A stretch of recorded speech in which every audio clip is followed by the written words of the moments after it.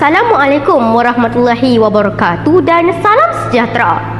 Indah sungguh sinar mentari menyinari bumi di waktu pagi. Kata aluan saya melayu, moga bicara diberkati ilahi.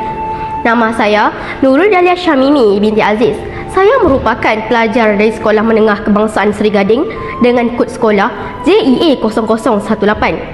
Tujuan saya merakam video ini adalah untuk memperkenalkan sebuah novel yang mampu membawa kita ke dunia fantasi.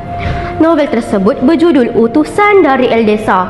Novel ini ditulis oleh Hafiz Aiman, diterbitkan oleh Petras Asia Sendirian Berhad.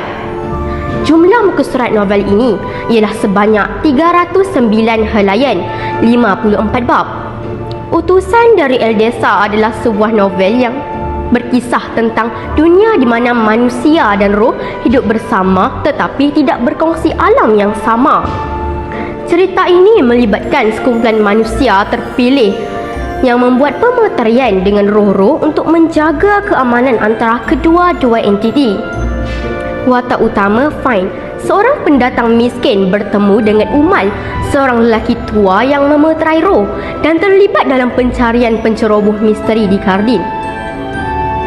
Serta kaitan dengan kebakaran di Eldesa, tanah leluhur Fin. Antara nilai dan pengajaran yang dapat diperoleh daripada novel ini ialah pentingnya keamanan dan keseimbangan, ketabahan dalam menghadapi cabaran, penghormatan terhadap warisan dan identiti, kepentingan kebenaran serta pendedahan misteri dan juga kerjasama serta perikatan.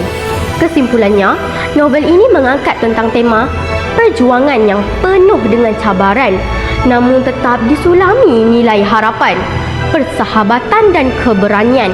Pengakhiran ceritanya meninggalkan pesan bahawa kebenaran dan keikhlasan akan mengatasi segala rintangan. Bintang berkelip di langit senja menerangi hati penuh percaya.